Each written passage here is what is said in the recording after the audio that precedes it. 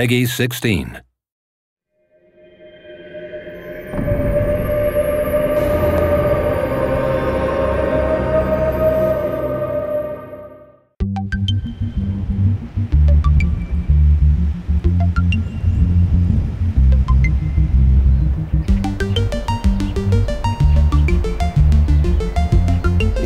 An exciting time.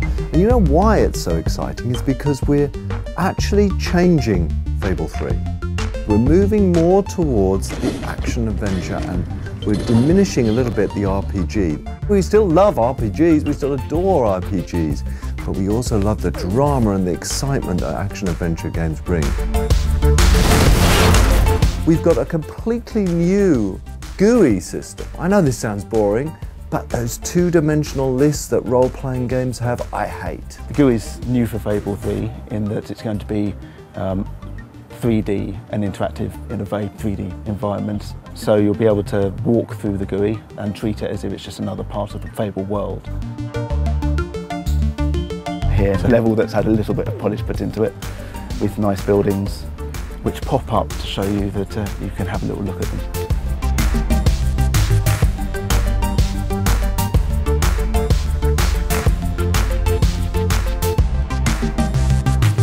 I want dressing rooms where I can change my clothes. I want armories where I can craft my weapons. I want war rooms where I can strategize. You'll be able to walk into, for example, a clothing room. You'll see statues dressed up with all the clothing that you've collected, so you can see at a glance whether you think the trousers all look good on you, that kind of thing. And you can see here we've got some outfits that we've collected during our time in the game. You'll be able to scroll through your different outfits to see what you've collected. And then just in real time I can just have a quick run around, see if I like it.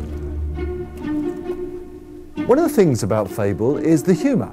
You know, people have said, oh, it's a British humour, it's a bit like Monty Python. So we were inspired by that, and so we went out there and we got the most iconic Monty Python character ever. John Cleese is one of the major players in Fable 3. Okay.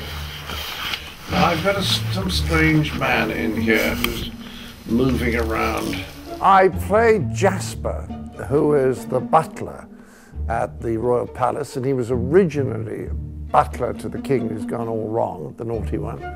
And now he is the great and faithful and loyal attendant on the young fellow who's going to become the hero, or the young girl who's going to become the heroine. The bottom half of your chicken suit has arrived, and I've prepared it for you. Yes, this is exactly the sort of future I imagined for myself when I got into butling. He's a little formal because he's an old-fashioned British-style butler, but the warmth and the emotional identification with the hero or heroine is very strong. Ah, a new mask. You'd be completely anonymous wearing this on your face. Wear it anywhere else on your person, I expect you would achieve exactly the opposite effect. Your butler will be very unique to you. He's recording more lines than almost anyone else in the cast because of that. After that, you are to continue your combat training with Sir Walter.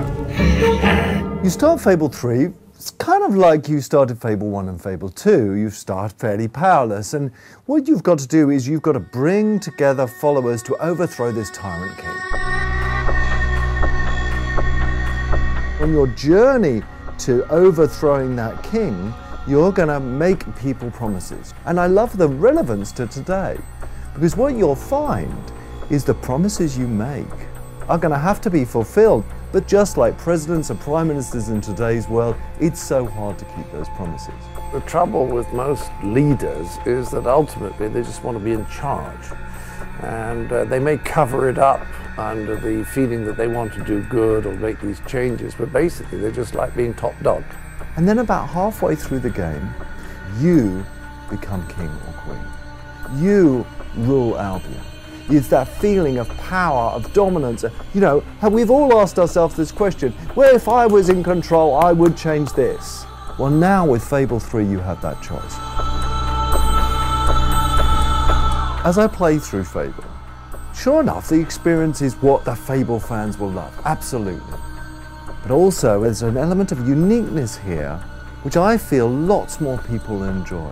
There's drama, there's emotion, there's a feeling of power, there's excitement. And I think we are really learning to blend all that stuff together and deliver an experience in Fable 3 that really hasn't been seen before. And so you have gathered every last piece of the lady's pyjamas. Gosh, that would make an excellent closing line for a novel, wouldn't it? A great cliffhanger.